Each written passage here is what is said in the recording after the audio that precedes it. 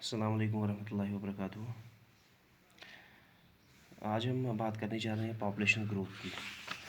हम process of population change and growth हमने discuss किया हुआ है। बर्थ रेट को, डेथ रेट को, माइग्रेशन फर्दर माइग्रेशन को हमने डिवाइड किया है। तो इसमें एक इंटरनल माइग्रेशन होती है, दूसरी इंटरनेशनल माइग्रेशन होती है।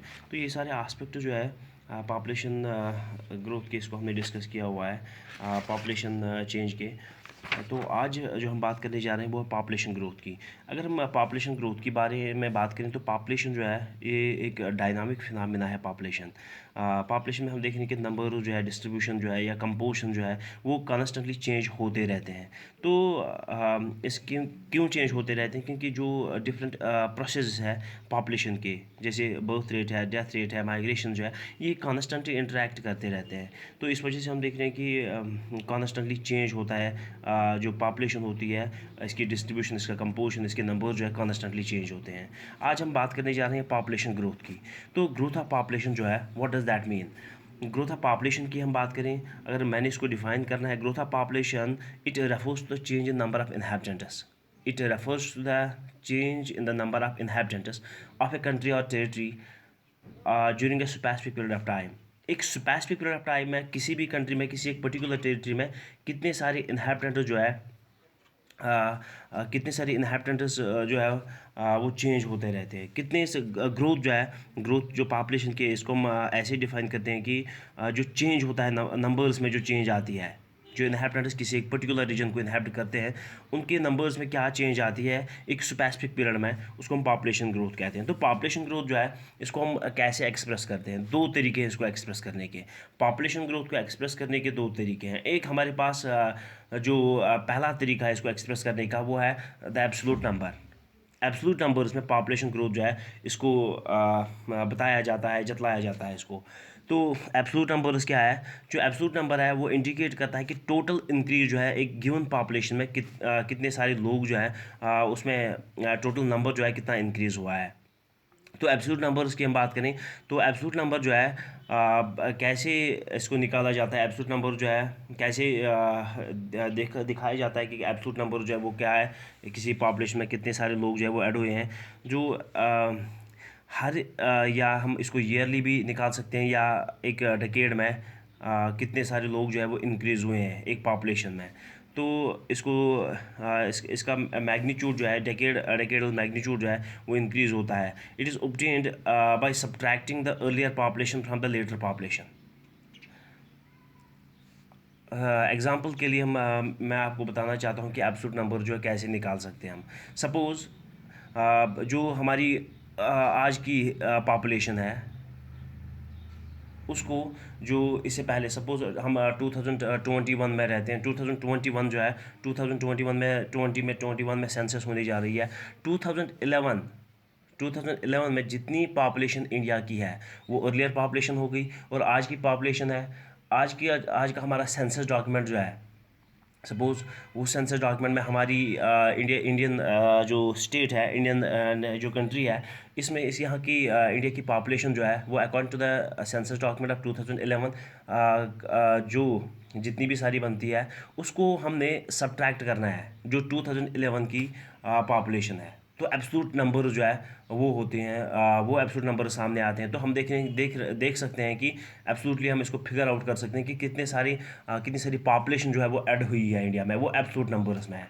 सपोज 2011 की पॉपुलेशन और 2021 की पॉपुलेशन, ये डिकेडल ग्रोथ जो है इसको हम एब्सोल्यूट नंबर्स में दिखा सकते हैं, क्योंकि हमने सब्ट्रैक्ट करना है जो 2021 का हमारा जो सेंसस डॉक्यूमेंट होगा, उसको हमने उस जो हमारी पॉपुलेशन होगी उसको हमने सब्ट्रैक्ट करना है जो 2011 की है। तो जो फिगर बनता है, जो फिगर सॉर्ट आउट होगा, उसको हम बता सकते हैं कि वो हमारे एब्सोल्यूट नंबर्स है।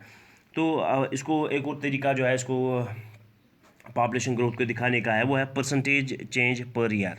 तो परसेंटेज चेंज पर ईयर जो है इससे हमें पेस जो है पॉपुलेशन चेंज की पता चलती है, रेट ऑफ पॉपुलेशन इंक्रीज जो है वो पता चलता है परसेंटेज चेंज पर ईयर से। तो इसको रिकॉर्ड जो किया जाता है परसेंटेज चेंज पर ईयर में, एग्जांपल के लिए मैं बता रहा हूँ कि रेट ऑफ इंक्रीज जो है वो है 3% पर ईयर। इसका मतलब ये हुआ कि एक साल में इन ए गिवन ईयर ये there was an increase of 3% for every 100% in the base population. जितनी भी हमारी अगर एक दूसरा तरीका जो है पॉपुलेशन ग्रोथ को जतलाने का है, पॉपुलेशन ग्रोथ को बताने का है, वो है परसेंटेज चेंज पर ईयर। तो परसेंटेज चेंज पर ईयर जो है कैसे किया जाता है कि सपोज़ हमारी जो पॉपुलेशन है उसमें 3% जो हमारी पॉपुलेशन है, जो रेट ऑफ इंक्रीज़ है हमारी पॉपुलेशन में वो है 3% पर ईयर। उसका मतलब यह हुआ कि एक पर्टिकुलर ईयर में, एक गिवन ईयर में, वहाँ यहाँ हमारी पॉपुलेशन में there is an increase of 3% for every 100%। Every 100% में 3% जो है हमारी बेस पॉपुलेशन में 3% का इजाफा होता है एवरी 100% में। तो इंडिया की पॉपुलेशन जो है ये स्टीडली इंक्रीज़ होती जा रही है। 361 मिलियन जो है 1951 में थी और 10.2 मिलियन जो है 2011 में है। 10.2 मिलियन इंडिया की पॉपुलेशन जो है कंट्री सेंसस ऑफ 2011 है जो है वो 10.2 मिलियन है। तो 1951 से लेकर 1981 तक हम देख रहे हैं कि एनुअल रेट जो पॉपुलेशन की है, एनुअल रेट जो पॉपुलेशन ग्रोथ की है वो काफ़ी थोड़ी स्टीडी जो है वो इंक्रीज़ होती है, जिसका मतलब ये हुआ कि रैपिड इंक्रीज जो पॉपुलेशन में हुई है 361 मिलियन से लेके 1951 में जो 361 मिलियन पॉपुलेशन थी इंडिया की और 10.2 मिलियन जो है वो 2011 में बनती है। तो इस पीरियड के बीच में हम देख रहे हैं कि इंडिया की पॉपुलेशन में बहुत ज़्यादा जो इंक्रीज़ हुई है, बहुत ज़्यादा पॉपुलेशन ग्रोथ हुई है। एक और इम्पॉर्टेंट आस्पेक्ट जो पॉपुलेशन ग्रोथ का है वो है एज कंपोजिशन।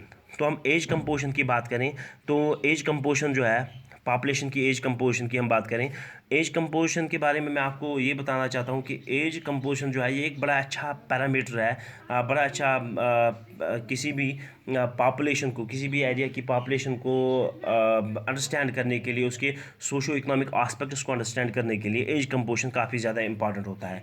तो एज कंपोजिशन जो पॉपुलेशन की है it refers to number of people in different age groups in the country. Age composition की हम बात करें, एज कंपोजिशन जो है वो है पॉपुलेशन जो है किन डिफरेंट एज ग्रुप्स में है, किसी एक पर्टिकुलर कंट्री में पॉपुलेशन जो है कितनी सारी किन डिफरेंट एज ग्रुप्स में है। ये एक बेसिक कैरेक्टरिस्टिक है पॉपुलेशन का।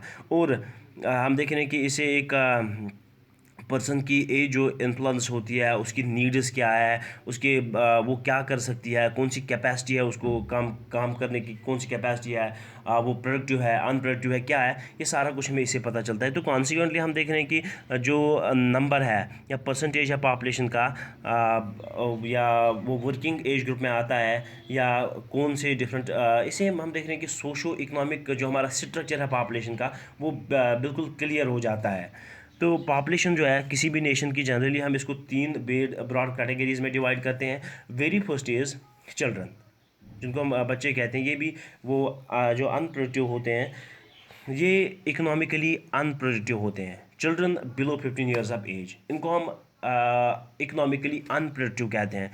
तो इकोनॉमिकली अनप्रोडक्टिव होते हैं और इनको फूड की ज़रूरत होती है, इनको शेल्टर की ज़रूरत होती है, इनको एजुकेशन की ज़रूरत होती है, मेडिकल केयर की ज़रूरत होती है। ये डिपेंडेंट्स होते हैं। इकोनॉमिकली अनप्रोडक्टिव एज ग्रुप है और डिपेंडेंट्स है बिलो द एज ऑफ 15, तो इनको चिल्ड्रन कहा जाता है। किसी भी पॉपुलेशन में अगर इन लोगों की तादाद ज़्यादा है तो डेफिनेटली हम देखेंगे कि उस पॉपुलेशन में उनका इकोनॉमिक स्टैंडर्ड जो ज़्यादा अच्छा होता नहीं, क्योंकि ज़्यादातर लोग जो है वो इकोनॉमिकली प्रोडक्टिव होते ही नहीं है। तो दूसरा जो हमारा एज ग्रुप है जिसको वर्किंग एज कहा जाता है, फ्रॉम 15 to 59, 15 से लेके 59 के एज ग्रुप में जो लोग आते हैं उनको इकोनॉमिकली प्रोडक्टिव कहा जाता है। वो इकोनॉमिकली प्रोडक्टिव होते हैं और बायोलॉजिकली वो रिप्रोडक्टिव होते हैं। वो बायोलॉजिकली रिप्रोड्यूस कर सकते हैं और इकोनॉमिकली प्रोडक्टिव होते हैं। किसी भी कंट्री में, किसी भी पर्टिकुलर टेरिटरी में इस एज ग्रुप के ज़्यादा अगर इस एज ग्रुप में के ज़्यादा लोग जो है वो इनहेरिट करते हैं, उसको ज़्यादा लोग रह रहे हैं, तो डेफिनेटली वो पॉपुलेशन जो है इकोनॉमिकली साउंड होगी। तो हम देख रहे हैं कि ये वर्किंग पॉपुलेशन है। तो इकोनॉमिकली प्रोडक्टिव लोग जो है ये होते हैं। तो चाहे वो वॉलंटियरली काम कर रहे होते हैं या रिटायर होते हैं, एम्प्लॉयमेंट के लिए वो अवेलेबल होते हैं रिक्रूटमेंट के थ्रू। तो जो परसेंटेज है लोगों के, बच्चों की, और एजड की, वो एक्चुअली अफेक्ट करती है जो डिपेंडेंसी रेशो होता है हमारी पॉपुलेशन का। क्योंकि ये दोनों ग्रुप्स, चाहे हम इनकी बात करें above the age of 59 years, above the age of 59 years, जो हमारा तीसरा, तीन मेन ब्रॉड ग्रुप्स की मैंने बात करी, तीन मेन ब्रॉड कैटेगरीज की मैंने बात करी। एक चिल्ड्रन है generally below the age of 15 years, second one is working age जो 15 से 59 ईयर्स तक की है, और थर्ड मैंने बात करी है जो अबो 59 ईयर्स है। जो अबो 59 ईयर्स वाले लोग होते हैं वो इकोनॉमिकली प्रोडक्टिव हो सकते हैं वो इकोनॉमिकली प्रोडक्टिव, लेकिन वो रिटायर हो चुके होते हैं या वो वॉलंटियरली भी काम कर रहे होते हैं, लेकिन वो एम्प्लॉयमेंट के लिए या रिक्रूटमेंट के लिए अवेलेबल होते ही नहीं है। जो परसेंटेज है बच्चों की, people who are living below the age of 15 years and above the age of 59 years, वो हमारी पॉपुलेशन में डिपेंडेंसी का रेशो बढ़ाते हैं। क्योंकि ये दोनों लोग जो है ये प्रोड्यूसर्स होते नहीं, इकोनॉमिकली प्रोडक्टिव होते नहीं है। जो प्रपोर्शन है तीन ग्रुप्स में से, और इंडियन पॉपुलेशन की हम बात करें, ये इंडियन पॉपुलेशन में हमारे यहाँ जो अडल्टस है वो है 58.7%, जो एजड है above the age of 59 years वो है 6.9%, और चिल्ड्रन जो है 34.4% जो है वो चिल्ड्रन है। It means that a good portion of Indian population is dependents, वो डिपेंडेंटस है। एक और इम्पॉर्टेंट आस्पेक्ट जो पॉपुलेशन का है वो है सेक्स रेशो। तो सेक्स रेशो जो है, सेक्स रेशो की मैं बात करूँ, sex ratio is defined as the number of females per 1000 mails, number of females per 1000 mails, पर 1000 मेल्स में फीमेल्स की तादाद क्या है, इसको सेक्स रेशो का नाम हम देते हैं। तो एक बेसिक डेमोग्राफिक फीचर है पॉपुलेशन का, किसी भी कंट्री में बेसिक जो डेमोग्राफिक फीचर है पॉपुलेशन का वो है सेक्स रेशो।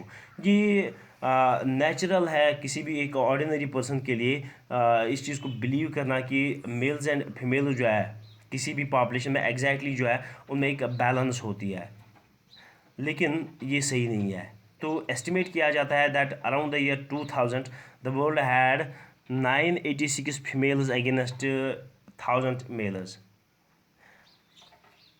तो 986 फीमेल्स के अगेंस्ट हमारे यहाँ 1000 मेल्स है, 1000 मेल्स के सॉरी 1000 मेल्स के अगेंस्ट हमारे यहाँ 986 फीमेल्स आते हैं। सो हम देख रहे हैं कि इंडोनेशिया और मैं आपको इधर ये सेक्स रेशो जो इंडिया का है या दो बाकी सारी कंट्रीज़ का है, यूएसए का, इंडोनेशिया का, ब्राज़ील का, पाकिस्तान का, रशिया का, बांग्लादेश का, ये मैं आपको दिखाने जा रहा हूँ। ये आप देख सकते हो यहाँ से सेक्स रेशो, जो इंडिया का भी सेक्स रेशो नीचे दिया गया है। सेक्स रेशो इन इंडिया 1951 में 946 फीमेल्स वर देयर, 1961 में 941, 1971 में 930, और 2011 में हम देख रहे हैं कि 940 females are there against 1000 males. तो ऊपर बार ग्राफ जो है वो दिया गया है इंडोनेशिया और जापान को छोड़ के, इंडोनेशिया और जापान को छोड़ के जो बाकी सारी एशियन कंट्रीज़ है वहाँ दिखाया जाता है कि काफ़ी लो सेक्स रेशो है। बाकी सारी कंट्रीज, एशियन कंट्रीज़ में काफ़ी लो सेक्स रेशो है। तो डोमिनेटिंग करेक्टर जो है मेल्स का है वो the females in the world. तो इन केस हम देख रहे हैं कि इंडिया का सेक्स रेशो जो है it stands eight 940 females per 1000 mails. ये एक इम्प्रूवमेंट है, और 2011 सेंसस में हम देख रहे हैं कि there are 940 females per 1000 mails. एक इम्पॉर्टेंट जो आस्पेक्ट है हमारी पॉपुलेशन का। तो केरला में सेक्स रेशो जो है वो है 1084 फीमेल्स पर 1000 मेल्स, पुडुचेरी का है 1038 फीमेल्स पर 1000 मेल्स, दिल्ली का 866 ओनली 866 फीमेल्स आर पर 1000 मेल्स, और हरियाणा का तो 877 है। तो हरियाणा और दिल्ली का सेक्स रेशो जो है वो काफ़ी कम है as compare to the Kerala and Puducherry, Kerala और पुडुचेरी के बनस्बत। तो हम देख रहे हैं कि ये भी एक इम्पॉर्टेंट आस्पेक्ट है हमारी पॉपुलेशन का। इसके बाद लिटरेसी रेट की हम बात करें, तो लिटरेसी की बात करें, लिटरेसी और एजुकेशन जो है रीजनेबली गुड इंडिकेटर्स है डेवलपमेंट के किसी भी सोसाइटी में। तो एक इम्पॉर्टेंट इनपुट जो है ओवरऑल डेवलपमेंट का, इंडिविजुअल्स का, हम देख रहे हैं कि ये है कि इसे हम समझ पाते हैं कि सोशो पोलिटिकल और कल्चरल बेटरमेंट जो है कितनी सारी अपॉर्चुनिटीज़ है किसी एक पर्टिकुलर सोसाइटी में। तो वो हमें पता चलता है लिटरेसी से।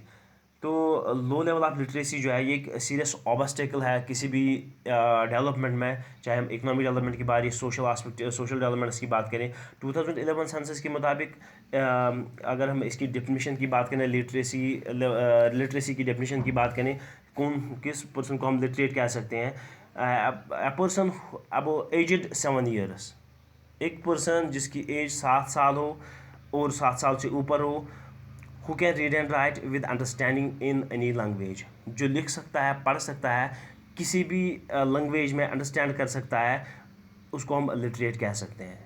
तो लिटरेसी रेट जो कंट्री की है 2011 की हम बात करें, इट वाज 74.4%, 82.14% जो है मेल्स में और 65% 46% जो है फीमेल्स में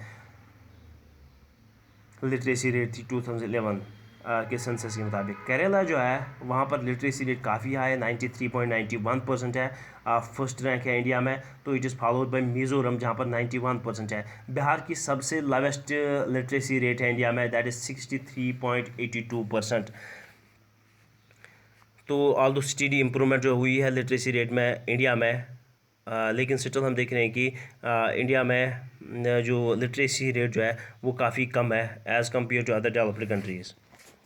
तो एक और इम्पॉर्टेंट आस्पेक्ट जो है इसका है वो है ऑक्यूपेशनल स्ट्रक्चर। उसके बाद हेल्थ की हम बात करें, नेशनल पॉपुलेशन पॉलिसी की, जो NPP 2000 है, वो ये एडोलसेंट पॉपुलेशन है। ये हमारे आने वाले लेक्चर्स में ये वाले टॉपिक्स जो है, ये सब टॉपिक्स जो इनको उठाने जा रहे हैं। तो आज के लिए इतना ही है। फ़ी अमान अल्लाह।